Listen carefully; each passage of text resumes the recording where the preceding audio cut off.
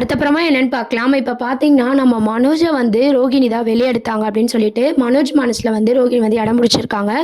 ரோகிணியும் பார்த்தீங்கன்னா, இன்னைக்கு எபிசோட் பார்த்தவங்களுக்கு தெரிஞ்சிருக்கும். ஷோரூமுக்கு வந்து உங்க வீட்டுக்கு எப்போ வரணும் அப்படின்ற மாரி மனோஜ் வந்து கேட்டுட்டு இருக்காங்க. மனோஜ் பார்த்தீங்கன்னா, "இல்ல எங்க அம்மா இதுக்கு ஒத்துக்கல ரோகிணி. ஆனா நீ எனக்காக எவ்வளவோ பண்ணியிருக்க. நான் அதெல்லாம் யோசிச்சு பார்க்குறேன். என் மேல உனக்கு இவ்ளோ லவ்வா?" அப்படின்னு சொல்லிட்டு, இன்னைக்கு எபிசோட்ல பார்த்தீங்கன்னா, நம்ம மனோஜ் வந்து ரோகிணிய ஏத்துக்கிற மாரி காமிச்சிருப்பாங்க. இத அழகா வந்து ரோகிணி வந்து யூஸ் பண்ணியிருப்பாங்க. இருந்தாலும் உங்க அம்மா எதுக்கு இதெல்லாம் ஒத்துக்காம இருக்கணும் அப்படின்னு சொல்லி விஜயா மேல ரோகிணி வந்து ரொம்பவே கோவப்படுறாங்க. இன்னொரு சைடு பார்த்தீங்கன்னா, நம்ம மீனா வந்து அவங்க சங்கத்துல இருக்கிறதுனால, நம்ம சிந்தாமணி பண்ற தப்பு, பொய்யா அந்த டாக்குமெண்ட்ஸ் வாங்கி வச்சது, அளவுக்கு மீறி வட்டி போட்டது எல்லாத்தையுமே வந்து கேட்டுட்டு, அவங்க டாக்குமெண்ட்ஸ்லாம் அவங்க கிட்ட குடுக்கணும்னு சொல்லி வாங்கி குடுக்குறாங்க. இது மூலமா பார்த்தீங்கன்னா, மீனா இதெல்லாம் பண்றதுனால சிந்தாமணி வந்து வேற பாயிண்ட்ல வந்து நம்ம மீனாவையும் முத்துவையும் அடிக்கணும். இவ்ளோ தூரம் ஆயிடுச்சுல அப்படின்னு சொல்லிட்டு, இன்னும் மீனா மேல வந்து சிந்தாமணிக்கு அதிகமா கோவம் வர மாரி காமிச்சிருப்பாங்க. அது எல்லாத்தையும் தாண்டி பார்த்தீங்கன்னா, ரோகிணி இப்படிலாம் பண்றதுனால விஜயா வந்து ஏத்துப்பாங்க அப்படின்னு சொல்லிட்டு ஃபேன்ஸ் எல்லாருமே நெனச்சுட்டு இருந்தோம். இருந்தாலும் ரோகிணி வந்து கேவலமானவ தான். அவ வந்து நல்லவ கிடையாது அப்படின்னு சொல்லிட்டு ரோகிணிக்கு எதிரா தான் விஜயா வந்து பேசியிருக்காங்க.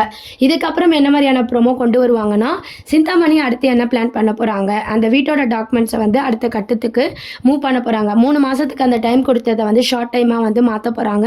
இன்னும் முத்து மீனாக்கு வந்து அந்த பிரஷர் வந்து அதிகமாகுற மாரியும், வீடு வந்து அவங்க கைய விட்டு போற மாரி சிந்தாமணி வந்து பண்ண போறாங்க. இதுக்கப்புறம் பார்த்தீங்கன்னா, சிந்தாமணிக்கு பின்னாடி ரோகிணி தான் இருக்காங்க அப்படின்ற உண்மை வந்து மீனாவும் முத்துவும் நிரூபிக்கிற மாரி காட்ட போறாங்க. இது மூலமா நம்ம மனோஜ்க்கு வந்து இதுவும் ரோகிணியோட பிளான் தான் அப்படின்ற மாரி வந்து தெரிய போகுது.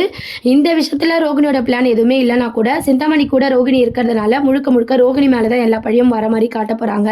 இந்த மாதிரியான ஒரு சீன்ஸ் தான் வந்து அப்கமிங் ப்ரோமோவா கொண்டு வராங்க.